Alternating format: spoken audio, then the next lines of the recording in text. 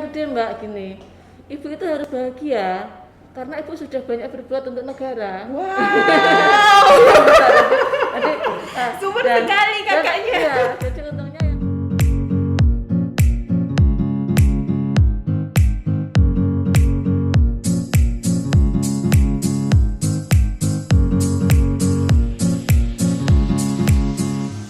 Selamat sore kawan pajak semuanya. Sudah lewat jam 4 sore, kembali lagi bergabung. Terima kasih sudah bergabung bersama kami di Mojok Podcast episode 12. Nah, episode spesial kali ini ada ibu-ibu cewek-cewek berdua di sini. Nih, kita mau ngobrolin apa sih 30 menit ke depan? Ini seli cerita ringan gitu ya Bu ya, cerita ringan. Nah, jadi mungkin kehidupan di depan untuk pekerjaan gitu kan, pelayanan yang paling utama. Terus kita nanti pasti berurusan dengan angka, aturan seperti itu. Nah, di backstage-nya seperti apa sih teman-teman pajak ini kesehariannya?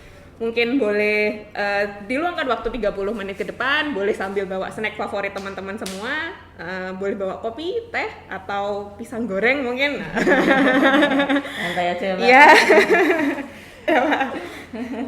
Saya Diska, host Mojok Podcast. Untuk episode kali ini ditemani oleh Bu Isti. Mungkin ada pertanyaan dari kawan pajak semua. Di kantor pajak itu isinya bapak-bapak semua kah? Gitu. Atau mungkin kalau lagi scroll IG-nya KPP Mojokerto, mungkin teman-teman butuh scroll beberapa halaman sampai menemukan informasi seperti itu yang disampaikan oleh pegawai perempuan ya. Pegawai perempuan. Nah, untuk informasi dari 107 pegawai di KPP Mojokerto ini ada 43 wanita, ada 43 mbak-mbak, ibu-ibu seperti itu. Jadi sebenarnya hampir 50% ya Bu ya? Iya, hampir 50%. Hampir 50%. Nah, ini kan posisi 2020, posisi sekarang. Untuk Bu Isti yang sudah dinas lebih dulu di DJP, posisi jumlah pegawainya dulu sampai sekarang, porsi perempuannya berapa Bu? Baik Mbak Diska, saya flashback dulu ya. Saya itu bekerja mulai tahun 94. Mbak Diska, udah ada belum? Alhamdulillah sudah ada Bu. Sudah beberapa 94 tahun. saya bekerja. Waktu itu saya ditempatkan di KPP Tanjung Priok, Jakarta Utara. Nah, di situ yang namanya komposisi pegawai itu saya yang masih unyu-unyu itu Mbak, cuma 5 orang waktu itu dari yang tamatan dari STAN. Jadi 5 orang itu cewek saya 2, cowok 2, kakak kelas saya 1. Teman saya bapak-bapak seumur orang tua saya. Bisa dibayangkan kan, jadi saya harus bagaimana tidak punya teman yang sefrekuensi. Nah, ada jadi cerita serunya yang memang banyak itu cerita serunya, dari yang mulai Mbak, dianggap anak kecil, kita diusilin, pernah pakai baju yang pita-pita gitu, ditaliin di kursi. Nanti saya Ibu nggak tahu ditaliin itu? Nggak tahu Mbak, karena memang bapak-bapak itu seperti itu kan zaman dulu. Terus nanti saya berdiri diketawakan. Nah, tapi ada enaknya juga Mbak, karena saya dianggap anaknya, banyak dimanjain juga, banyak yang ditraktir. Iya. Ya, seperti itulah kondisi zaman dulu, beda banget sama sekarang. Jadi sekarang ini ya Bu ya, jumlah pegawai perempuan sudah mulai. Iya, dan mereka banyak. juga berdaya guna di kantor. Artinya didengarkan omongannya, kemudian ide-idenya juga kepakai. Kalau dulu karena minoritas, kami harus untuk menyampaikan ide, kamu harus dapat persetujuan bapak-bapak. Kalau gini seperti apa? Kalau sekarang saya melihat lebih banyak punya ide yang bisa kita pakai. Anak-anak sekarang yang perempuan. Yang perempuan juga. Iya, betul. Kalau ini Bu mengarah ke pengaruh utamaan gender atau kesetaraan gender, menurut Ibu bagaimana? PUG ya Mbak ya. Pengaruh utamaan gender itu memang salah satu yang harus kita nilai, yang harus kita bawa di DJP. Itu memang dari itu ya. Kalau menurut saya, hak dan kewajiban laki-laki dan perempuan sama, tetapi perempuan diberikan kelebihan menyangkut privasi yang tidak dimiliki laki-laki.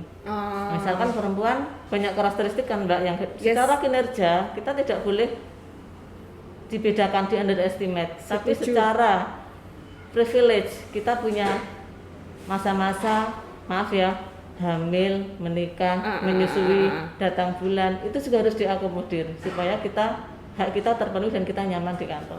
Seperti itu menurut saya. Yes. Sudah terpenuhi kira-kira ya kita nyaman di kondisi yang karakteristik kita terpenuhi, tapi di kinerja kita juga tidak mau di underestimate gitu. Karena kita harus bisa melakukan laki-laki. Itu menurut saya. Ini nih dari 43 pegawai yang ada di kantor ini. 50%, hampir 50% kan ya, hampir 50%. Cuma pada posisi tertentu kan 43 tadi kan terbagi ke job desk, beberapa job desk seperti itu. Pada posisi tertentu seperti di posisinya Bu Isti ini ya, di posisinya Bu Isti perempuannya begitu kan, jumlah perempuannya kan relatif sedikit gitu kan.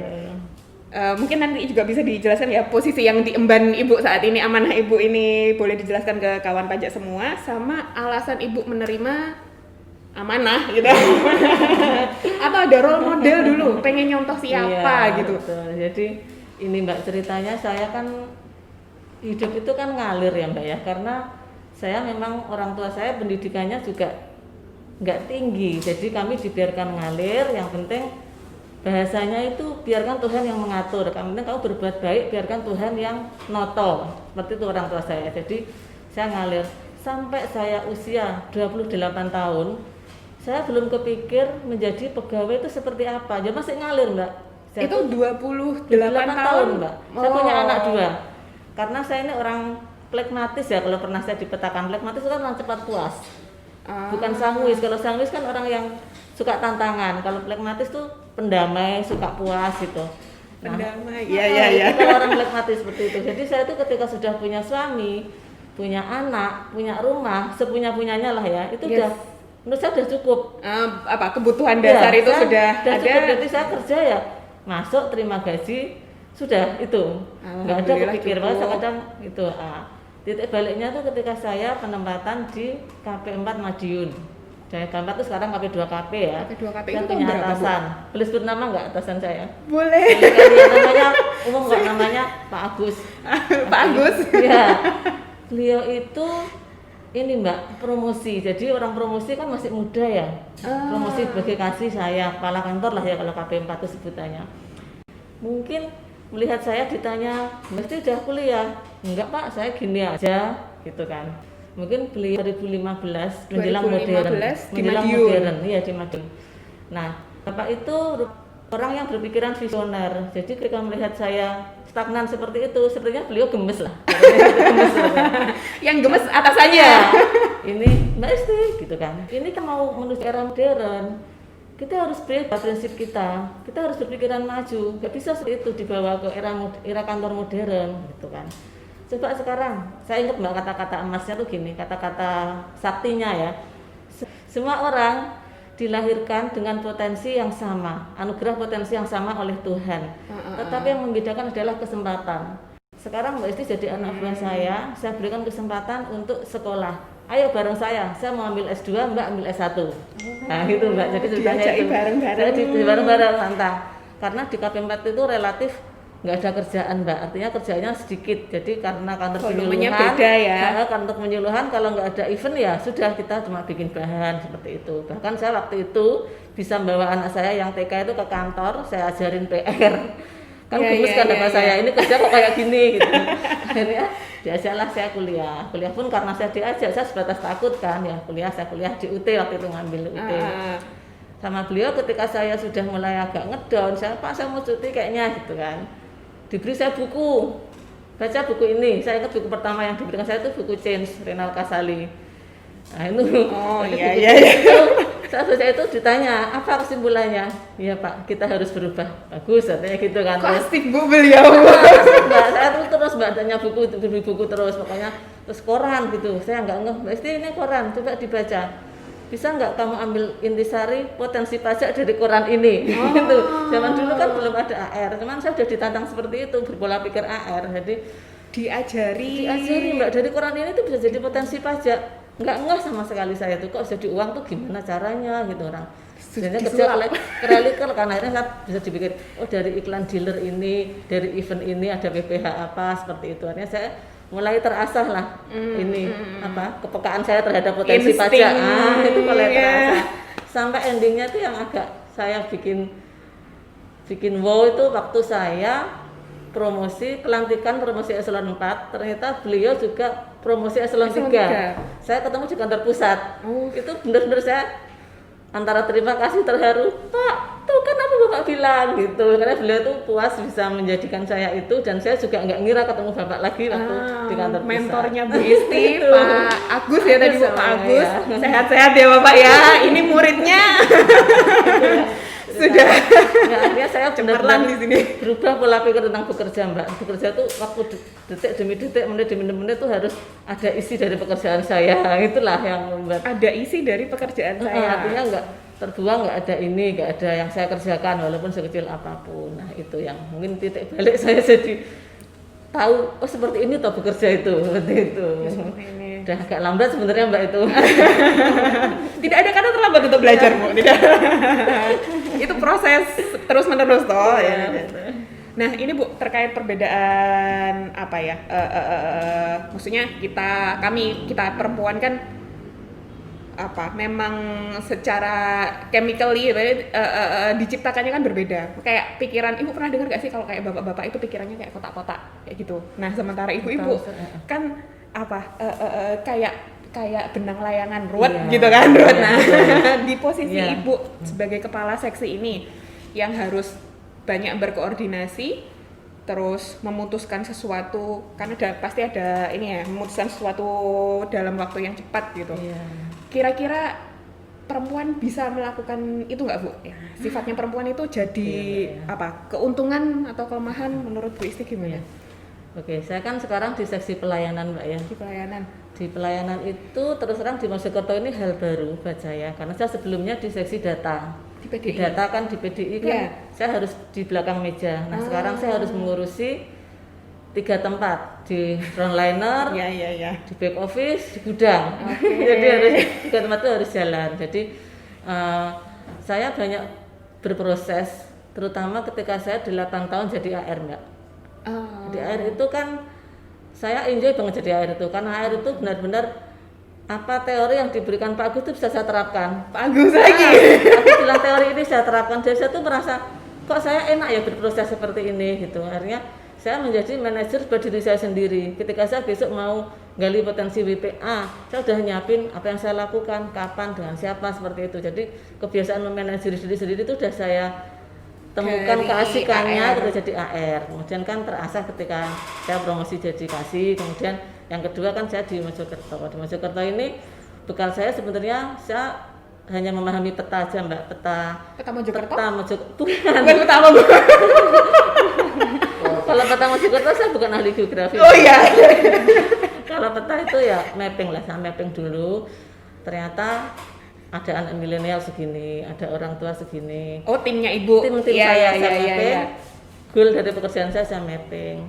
Ketika tim saya agak senang karena banyak anak milenial. Artinya gini, saya kan juga punya anak seumuran itu. Jadi saya sudah ibaratnya saya nyambungan ke mereka, saya tinggal mempersepsikan mereka sebagai anak saya. Kayak ngomong ke putranya Ibu. Betul. Jadi saya tahu anak segini tuh pengennya diginiin, anak segini tuh pengennya diginiin. Itu oke lah, itu nggak ada masalah. Saya dengan tim saya yang milenial itu, saya nyaman sekali karena ketika saya memahami apa keinginan mereka, itu luar biasa Mbak. Mereka boleh saya bikin anak-anak ajaib. Idenya banyak sekali. Anak ajaib ya. Idenya banyak sekali. Ketika saya jadikan teman diskusi itu, ide-idenya tuh keluar dan saya itu seperti ini anak DJP yang harus saya jaga karena dia aset DJP, jangan sampai dia berubah dengan dari yang selama ini saya lihat secemerlang itu. Makanya itu yang anak-anak milenial itu saya alhamdulillah saya bersyukur teman-teman di pelayanan itu keren-keren Mbak yang ini.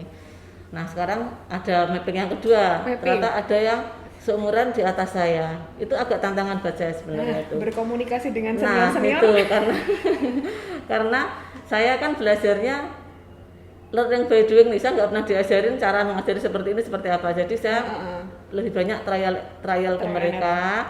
Tapi ya namanya orang trial error, mungkin kadang-kadang juga salah treatment juga, tapi saya tidak putus asa. Ketika salah treatment ya saya pakai treatment berikutnya sampai akhirnya saya menemukan cara bahwa saya menganggap beliau sebagai bagian dari keluarga saya. Kalau ibu saya, kakak saya, dan saya berusaha apa ya Pak, menghargai mereka karena mereka sudah sekian lama mengabdi di DJP. Oh, oke. Bagaimanapun juga mereka yang berkontribusi betul, lebih duluan senior-senior. Jadi itu saya tumbuhkan perasaan seperti itu bahwa mereka nggak bisa kita sepelekan juga karena mereka sudah lama berkontribusi di DJP.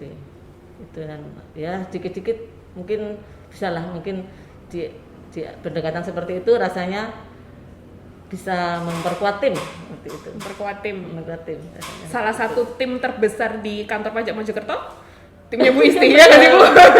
Dengan anggota terbanyak ya. Dan beragam permasalahan, Mbak. Dengan beragam permasalahan. Dan itu yang harus dijaga mood terus karena moodnya tuh bisa berganti-ganti. Ini yang deket ini, nanti ganti ini seperti itu. Serunya itu ini Bu, kayak gitu jagain mood. Betul. Jagain mood itu buat ibu-ibu itu kelebihan atau kekurangan? Itu yang mau saya bilang Mbak. Kalau dibilang tadi pengaruh utamaan gender ya. Kalau ibu-ibu itu kan jadi pimpinan itu kalau menurut saya ya Mbak ya tidak harus sejenius Albert Einstein kan tidak harus. Justru kita perlu adalah yang nggak kalah penting ya, pintar juga penting, tapi kita peka dan telaten Mbak. Wah, itu nilai telaten plus. itu bapak-bapak biasanya kalah sama ibu-ibu. Kalau ngadepin orang dengan karakter ini nggak bisa, kita cara ini nggak bisa, cara ini. Terus kita telateni, kita tunjukkan bahwa kita sayang, bahwa kita tunjukkan bahwa kita ada saat mereka butuh. Apapun responnya tidak selalu seperti yang kita harapkan. Karena kita bertemu dengan teman-teman kan nggak dari kecil. Artinya kita bertemu kan sama-sama dewasa dengan karakter yang berbeda. Backgroundnya beda-beda. Tapi dengan kita telaten tadi Mbak, lama-lama trust terbangun. Kalau udah trust terbangun tuh udah enak kita kerjakan. Jadi mereka percaya saya percaya sama mereka, udah kita enak aja, nggak ada kepentingan solid apapun. Solid. Nah, 2020 ini Bu Isti di pelayanan Mojokerto. Betul. Kepala Seksi Pelayanan mulai Mojokerto. Tahun 2018. 2018 tahun ketiga. Ya, Bu, tahun ketiga. Tahun 3. Sebelum di Mojokerto, Bu, boleh diceritakan pernah dinas di mana aja tadi? Tadi sudah sempat Jakarta, Madiun sama pernah, ya. apa dari perputaran kota-kota itu tantangannya? Iya, selama ikut suami saya langsung Madiun, Mbak. Madiun itu seputar Madiun, Ponorogo, Ngawi itu di AR yang lama. Jadi AR Ponorogo, Ngawi, Madiun itu sangat menyenangkan waktu itu. Sangat menyenangkan. Nah, tadi balik lagi karena saya pragmatis tadi Mbak, ketika saya ditawari amanah, mengemban amanah untuk promosi, saya udah bilang ke pimpinan saya, Pak Heru namanya. Ada tokoh baru. Ya, terus ini gimana? Enggak Pak, saya udah senang di AR aja. Itu. Ada ilmu baru loh Mbak Isti harus belajar ilmu baru lagi. Saya udah senang kok pas di AR, udah pas di AR, udah pas dan enjoy banget. Akhirnya saya cerita ke suami saya itu mempelajari metode pengemban amanah. Cuma bilang gini, Dek, ini jualan DJP bagus banget, nggak ada instansi yang jualan software ini. Kamu beli deh, kamu ikut, masalah hasil nggak usah kamu pikir. Itu mau keterima, syukur saya support. Kalau enggak, yang penting ini jualan bagus, harus kamu beli. Nggak ada rekrutmen eselon yang software ini. Gitu. Misalnya gue di Pemda, di guru, jadi mungkin membandingkan dengan instansi lain ya. Jadi kamu beli deh ini, saya support. Gitu. Jadi keputusan awalnya bukan dari Ibu ya, masih belum kepikiran diskusi. Saya berpikir tuh jadi akhirnya saya udah seneng gitu loh Mbak, saya ketemu banyak orang, saya penyuluhan, saya udah seneng saya di akhir itu, pokoknya udah merasa saya tuh udah polak, udah seneng gitu loh. Terus Pak Heru seperti itu, terus suami saya juga itu, akhirnya saya memutuskan untuk oke, saya berangkat gitu kan. Jadi yang utama dari karir saya itu mendukung suami itu yang saya jadikan bekal, saya mendukung ya udah saya jalan. Nah, perjalanan saya akhirnya saya ikut seleksi lah. Seleksi itu ini juga keberkahan Tuhan Mbak ya. Saingan saya waktu itu yang diambil itu sampai seleksi kanwil itu semua itu kalau nggak pernah S2 atau enggak itu punya prestasi yang D4 lah, yang pernah studi ke luar negeri gitu. Jadi saya cuma UT kan. Saya sudah bilang ke Pak Heru, Pak kayaknya saya nggak masuk, nggak apa-apa Mbak, yang penting ada yang mewakili dari Ngawi gitu aja. Kata masuk kan Pak Heru, itu kan harusnya kamu bisa gitu. masuk pun tuh karena saya menceritakan entusias saya di AR Mbak. Jadi saya ceritakan di AR, kebetulan karena Ngawi itu kota kecil, kan sedikit yang saya ceritakan dan progresnya kan kelihatan dari awalnya seperti ini. Sebenarnya kerja saya mungkin nggak sebanyak teman-teman lain, teman karena saya dapat berkah dari mulai bekerja dari awal, progresnya tuh kelihatan. Mungkin itu yang sempat jadi. Bahkan waktu itu memang sempat saya diminta untuk memberikan success story di Kanwil Tim 2 ini waktu itu, memang dari makalah saya untuk ke Eselon 4 itu. Nah, saya juga nggak ngira, ya kamu bisa. Terus Jakarta juga gitu, Jakarta kan ketemu seleksi kedua di Jakarta. Udah, mereka teman-teman saya bertanya, ini soalnya kayak kita ujian S2 dulu ya. Saya bilang, saya kan dalam hati Bu Isti itu apa?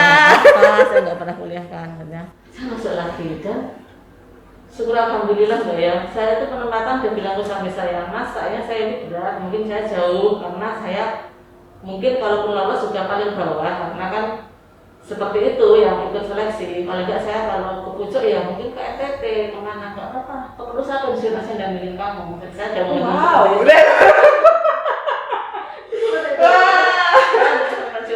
jasa tanah lagi. Nah kemudian terus saya di Tabanan Mbak. Di Tabanan. Saya juga nggak ngira Tabanan itu mana.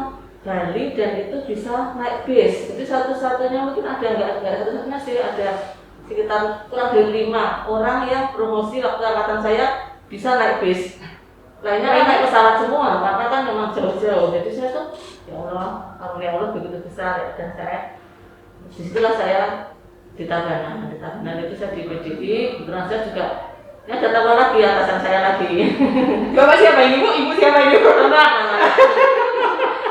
Karena saya tuh bersyukur Mbak di Tabanan, kebetulan dekat, suami saya juga sering nyambangi, senang. Terus pekerjaan saya senang di PDI itu saya juga senang karena ilmu baru, ternyata mengelola kinerja, terus menyajikan data, itu saya senang sekali karena ilmu baru buat saya. Terus staff saya, kebetulan tuh 5 orang anak milenial Mbak. Jadi saya antara kerja, main itu sama kencengnya. Tapi dapat hasil yang alhamdulillah bisa lah kami banggakan waktu itu di sana. Jadi seperti itu, Kakak hanya bilang begini, kemudian saya Bu Isti, wujud dari rasa syukur yang paling elegan adalah bekerja keras. Rasa syukur yang paling elegan itu dalam bentuk kerja keras. Itu enggak kata-kata elegan. Iya, kan bahasanya. Saya catat Bu. Itu saya sampaikan ke staf saya. Semua kan fresh graduate. Jadi kan diajak ngomong itu kan hanya satu saya sebenarnya pertamanya. Kita langsung percaya. Saya pertama kali. Atasan pertamanya saya atasan pertamanya. Iya. Kita pakai ini jadi quotes tim kita. Kita harus bersyukur karena kita disempatkan di Bali. Kita enak loh bisa liburan kemana-mana. Kita harus bekerja keras. Itulah yang mungkin membuat saya di Bali itu enjoy karena saya 3 tahun 3 bulan itu nggak terasa. Bisa dapat SK mutasi itu, ya akhirnya selesai juga liburannya. Gitu. Selesai juga liburannya. Ya. Atau ya, langsung 3 tahun setengah saya nggak terasa Mbak ya. Iya. Kita Tabanan. Nggak terasa Mbak. Dan alhamdulillah saya bisa menghatamkan lumayan tempat destinasi wisata lah, kecuali air terjun karena suami saya sudah tanda kutip sudah umur, jadi saya nggak tega kalau ngajak berpetualang itu. Kalau saya masih kuat sebenarnya, tapi kalau pantai semua sudah, air terjun itu belum masih kurang banyak lah saya mau eksplornya itu. Dan saya pindah ke Mojokerto. Di Mojokerto itu sambutan pertama ada dari teman dari sini, selamat datang ke Belantara, ke hutan Belantara. Itu maksud kenapa hutan Belantara? Ya, biasalah saya lihat oh ini tuh hutan Belantara, tentang memang ya kantor sebesar ini Mbak. Jadi kan mungkin habis pindah, jadi kan mungkin ya habis pecah kan, jadi kan mungkin masih ada beberapa yang perlu dirapikan. Jadi yang mulai ada. Ya oke, gitu. Tapi saya tetap harus mencoba karena ini ilmu baru dan saya juga bersyukur karena saya dipindah ke dekat home base, mendekati. Saya pakai rumus tadi, bersyukur yang paling elegan adalah dengan bekerja. Bersyukur yang paling elegan adalah bekerja. Iya.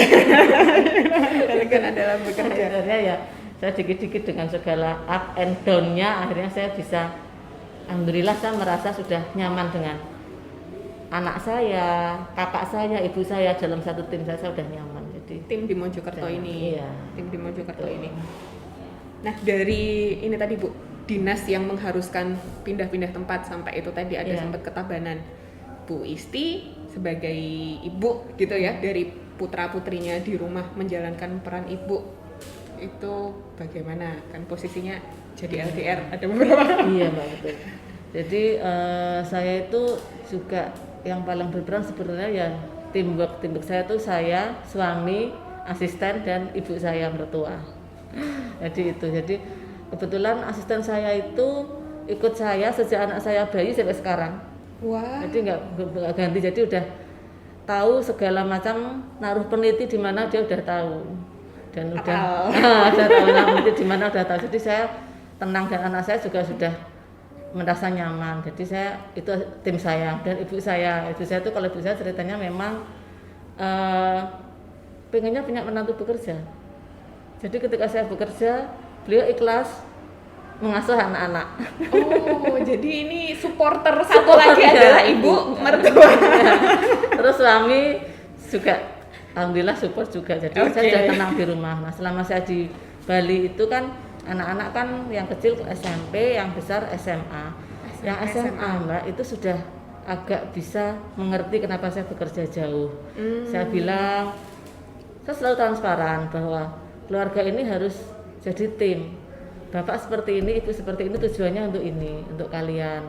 Terus yang satu lagi saya berikan wawasan ke mereka, biar nggak nelongso. Saya bilang kalian tuh istimewa. Ibu nggak masak di dapur, tapi ibu mencari uang untuk negara. Oke. Dia saya catat bangga. lagi ya Bu. Iya, soalnya kadang-kadang kan saya sedih sebenarnya. Kadang-kadang anak saya cerita, ibu temanku dibawain bekal ibunya ini. Saya kan nggak bisa buatin bekal Mbak ya, karena saya harus berangkat pagi. Saya bilang ibu memang nggak di dapur nak, tapi ada Mbak dan ibu ini bekerja mencarikan uang untuk negara. Saya contohkan buat gaji siapa bapak, buat biar pensiunnya Mbah. Jadi akhirnya mereka ada kebanggaan seperti itu yang saya tumbuhkan begitu. Kalau yang kecil karena waktu itu SMP mungkin masih agak ini Mbak, belum seperti itu menerima. Terkadang itu kalau saya datang ngambek itu kayak sebenarnya dia kangen tapi nggak jual gengsi. mahal. Jual mahal anaknya. Bapak, ada orang asing datang gitu. Iya. Tapi kalau saya nggak lihat dia megang-megang saya. Oh. Waktu akhirnya dia mengenai SMP itu, SMP. Ini Bu cowok cewek yang Cowok kecil? semua.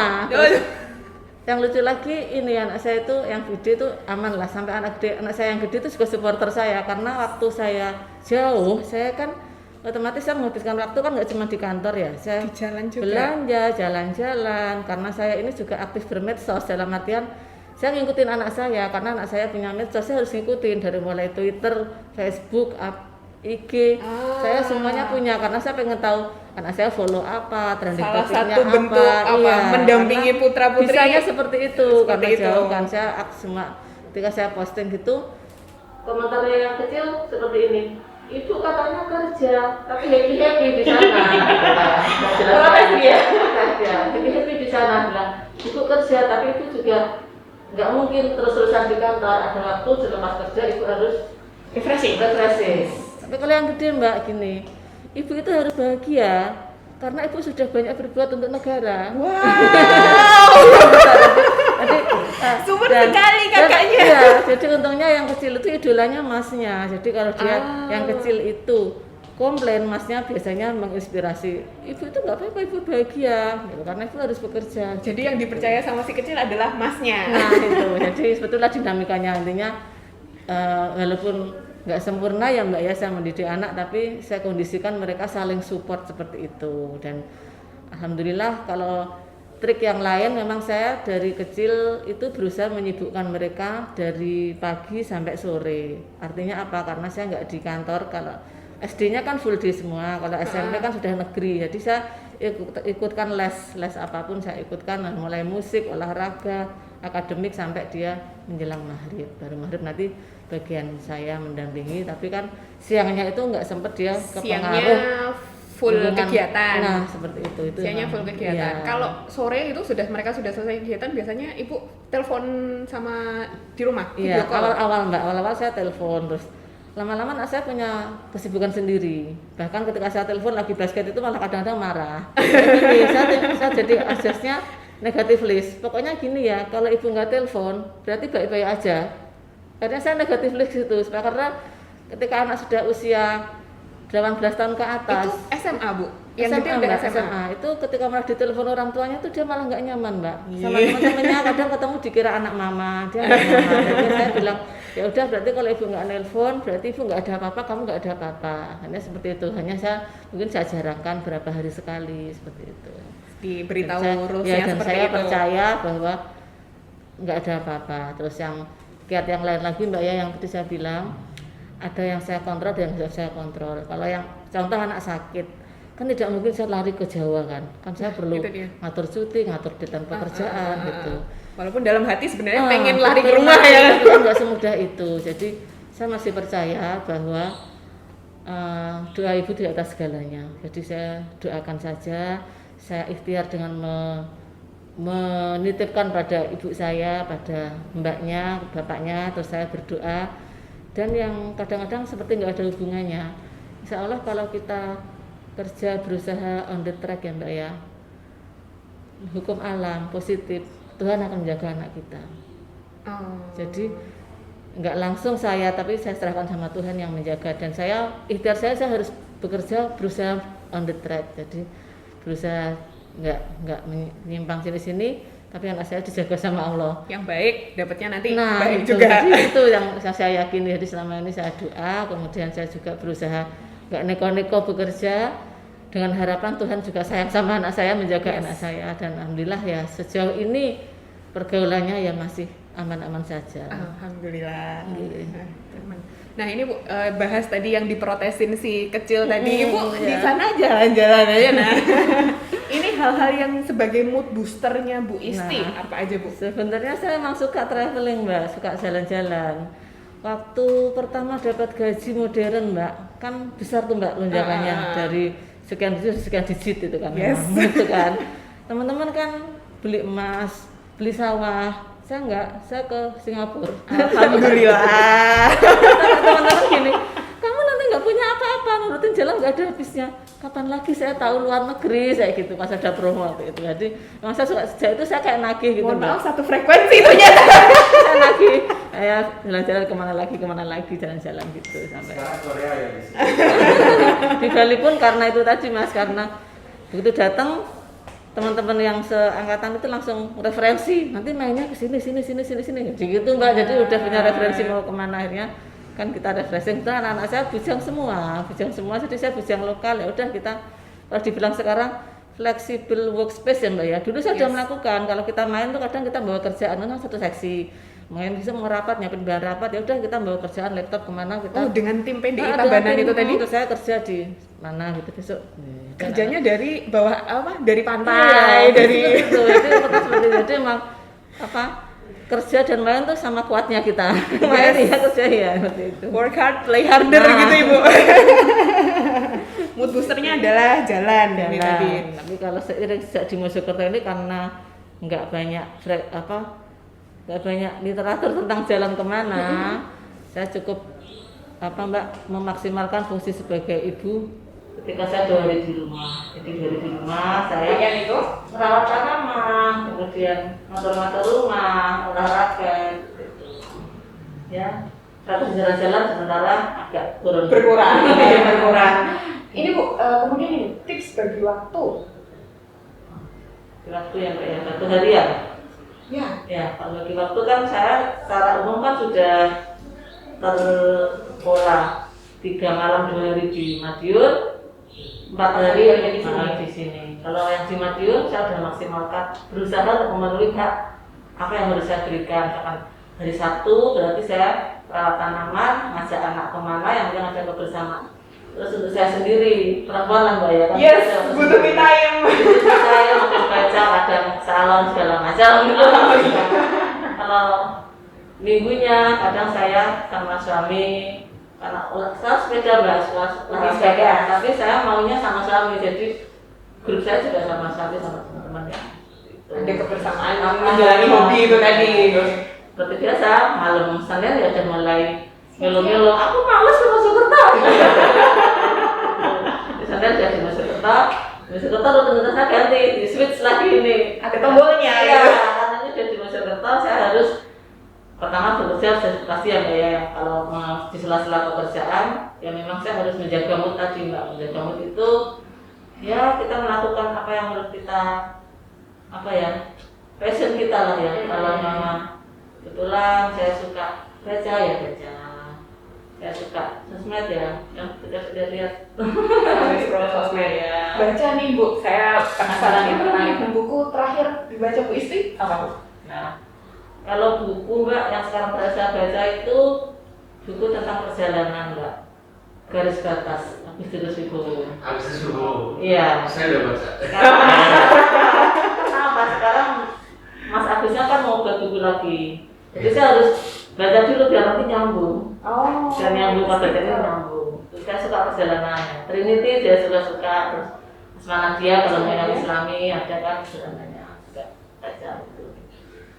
Buku favoritnya Bu Iya. Isti terakhir ini ya. Kalau agak berat juga ada tuh yang ringan-ringan. Itu yang ringan-ringan. Jadi Bu, penasaran nih, aplikasi yang terakhir dibuka sama Bu Isti Aplikasi. apa yang sering pakai? Siang tadi saya buka IG. Ini ibu-ibu milenial ini. Story ya. Lihat story. Jadi jangan lupa juga Mbak ya, sebagai perempuan walaupun kita ini merawat kesehatan, apalagi sekarang kan lagi masa pandemi. Ketika kita bekerja keras di kantor, kita perlu asupan gizi yang sehat dan cukup. Nah itu saya biasakan untuk makanan mentah, raw food, jadi kalau enggak salad, kemudian jus seperti itu. Nah itu juga yang nyiapin suami dari rumah. Jadi kalau saya kalau masuk kota bawa tas yang kayak di bandara itu enggak isinya timun, kubis, jeruk, jadi disiapin untuk kalau seminggu di masyarakat ada kemana-mana saja cukup di kamar aja dan dapat makanan sehat. Itu yang mungkin bagi kita perempuan itu ya. Disiapkan sebelumnya lingkungannya yang bisa gitu ya Bu ya. Biasanya kalau ada suami yang support seperti itu. Nanti ya Bu ya, boleh saya tanya Ibu tips and trick itu on the record nanti. Nah kemarin Bu buat putra putri, buat suami di rumah masak apa buat di rumah weekend kemarin? Masak apa ya bilang saya masih punya daging kurban. Jadi kemarin saya bakar aja Mbak. Olahan dagingnya. Sampai saya yang bikin sausnya, saus Korea, saya cuma naruh di mentega sama ini kebakaran. Anak-anak kipas-kipas. Iya. Anak-anak kipas-kipas. Jadi buat teman-teman yang penasaran di balik pekerjaan itu kita ngapain aja ya? Kita manusia biasa ya Bu ya. Kita tetap butuh refreshing, tetap belajar menjalankan pekerjaan yang sudah diamanahkan. Pada kita. Ini quotes-nya Coach Bapak pimpinan yang sekarang angkat itu kan sering sekali menyebut kata amanah. Setiap angkat bilang amanah yang terbaik itu nanti saya pas ditanya Tuhan saya bilang apa? Gitu. Karena amanah itu tentang kesehatan. Jadi saya tuh yang saya suka dari Tuhan. Udah kepikiran nanti ditanya Tuhan mau jawab apa? Udah kepikiran. Ya umur segini ya. Kita yang di ruangan ini gak ada yang kepikiran kecuali Bu Isti saudara-saudara. Ketika orang kan selalu bilang ini amanah kita, saya bilang ya ini amanah. Tapi saya tanya Tuhan. Nah, itu mungkin yang saya senang dari Bapak mengingatkan terus seperti itu.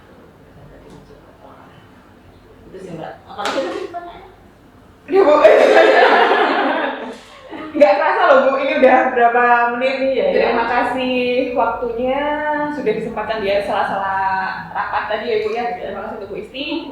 Jadi untuk kawan pajak semua, sebenarnya kami ya manusia biasa ya Bu ya, manusia di antara di sela-sela pekerjaan itu. Kelemahan banyak.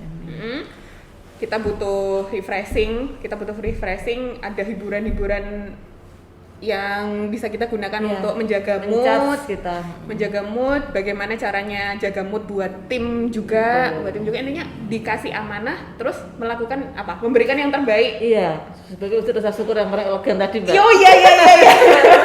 Rasa syukur yang paling elegan. Jadi buat kawan pajak di rumah, dimanapun lagi dengerin podcast ini, apapun yang dilakukan kawan pajak yang lagi digeluti kawan pajak profesi apapun atau usaha apapun. Mungkin ada yang masih sekolah, kuliah juga seumuran putranya Bu Isti.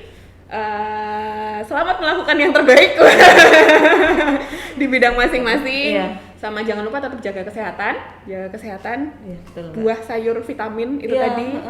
betul. Betul sama relax yang cukup, istirahat yang Relax, cukup.